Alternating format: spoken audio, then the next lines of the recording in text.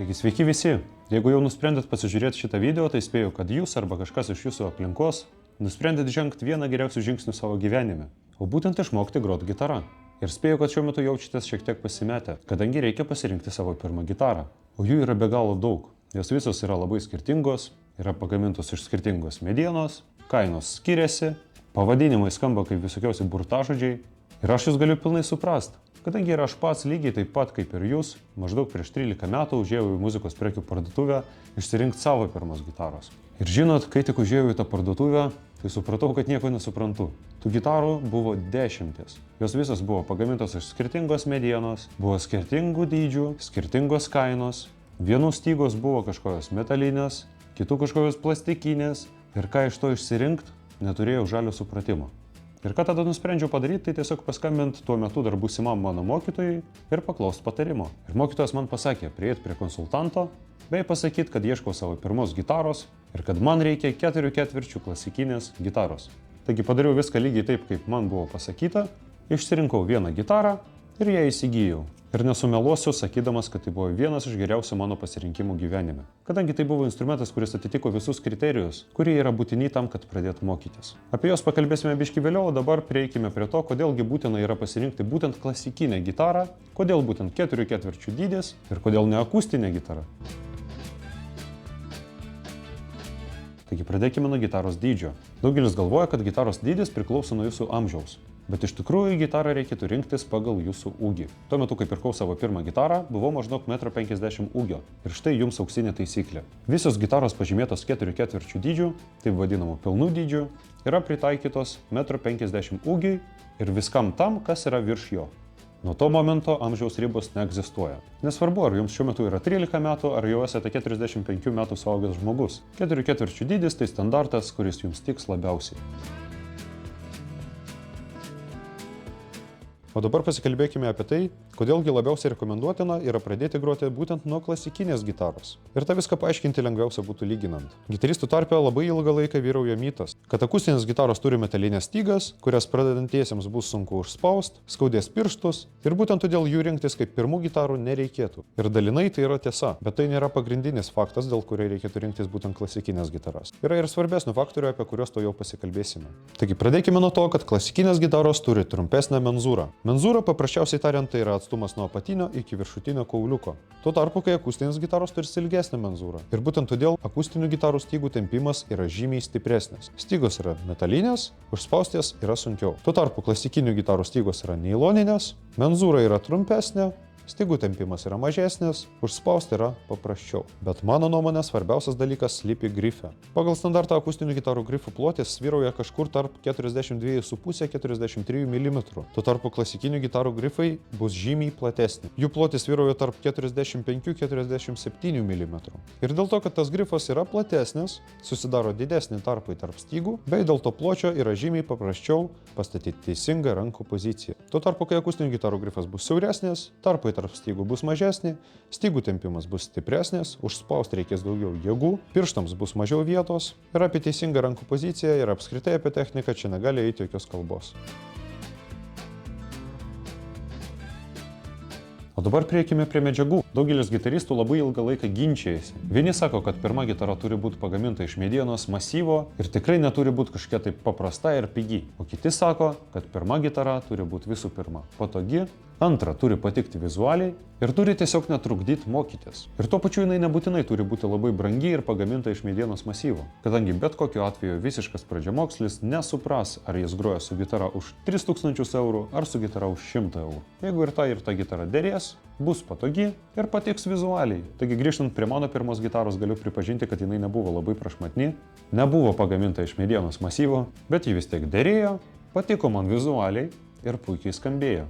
Ir kas svarbiausia, ji buvo patikima ir netrukdė man mokytis. Ir dabar norėčiau pasikalbėti būtent apie tokią gitarą, o būtent Condorwood C44 modelį.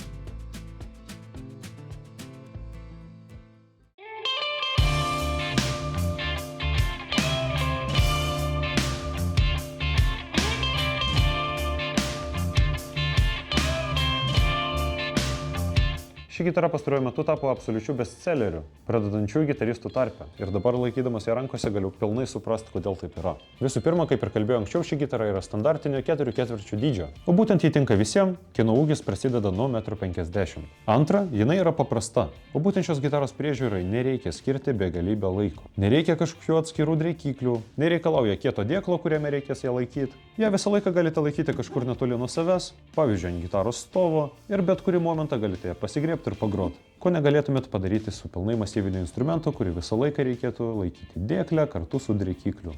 Trečia, šitos gitaros modelis būna įvairiausių spalvų, o būtent natūralios spalvos, sunburst spalvos, mėlynos spalvos, raudonos, bei aišku populiariausios juodos spalvos. Taigi pasirinkti gali kiekvienas pagal savo skonį. Kitas dalykas yra patogumas. Ir tuo atskleisiu jums vieną paslaptį. Beveik visos gitaros, kurias galite matyti muzikos prekių parduotuvėse, yra suderintos taip, kad jas galima būtų saugiai transportuoti. Bet tas dažniausiai nepriduoda patogumo grojant. Ir būtent todėl mes nusprendėm, kad įsigydami gitarą pas mus, galėsite pasirinkti ir gitaros suderinimą pagal jūsų poreikius. O būtent galite pasirinkti standartinį gitaros paruošimą, kuris yra visiškai nemokamas ir yra taikomas absoliučiai visom gitarom. Taip pat, jeigu perkat savo pirmą gitarą, tai galite pasirinkti paruošimą lengvesniam grojimui. Ir jau visiems tiem, kas tikrai žino, ko nori, galite pasirinkti individualų paruošimą. O būtent galėsite surašyti visas pastabas meistrui ir gitara bus paruošta pagal visus jūsų poreikius bei reikalavimus. Taigi grįžtant prie šios gitaros modelio, ją įsigiję, galite imti ją tiesiai iš dėžės ir iš karto mokytis. Taip pat, ką aš asmeniškai renkantis gitarą atkreipiu pakankamai daug dėmesio, tai yra gitaros suktukai.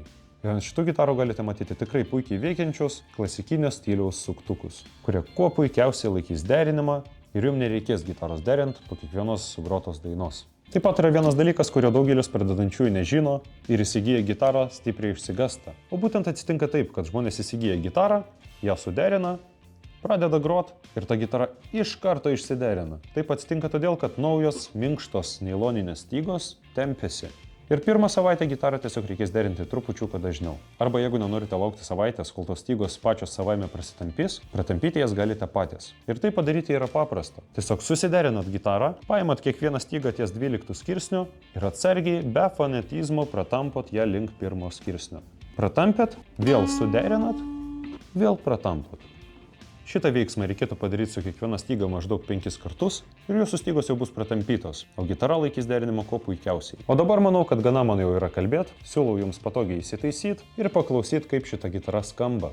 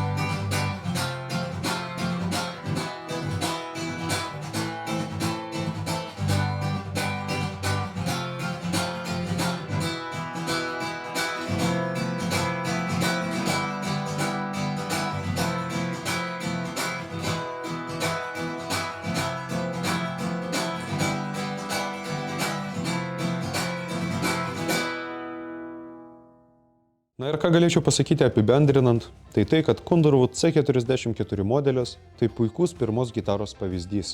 Kadangi, kaip ir kalbėjau anksčiau, pradžioje yra svarbu ne egzotinė mediena, ne medienos masyvas, ne gitaros kaina ar tai brendas. Svarbu yra, kad ta gitara būtų patogi, kad ji derėtų gerai atrodytų ir paprasčiausiai tariant tiesiog netrukdytų jums mokytis. Taigi savo pirmas gitaras rinkitės maksimaliai apgalvotai. Na ir link to kaip ir atėjom link video pabaigos. Taigi jeigu šitas video buvo jums naudingas ir patiko, apie tai galite parašyti komentaruose, bei būsiu labai dėkingas, jeigu paspausite laiką. Taigi ačiū, kad žiūrėjote ir iki pasimatymo.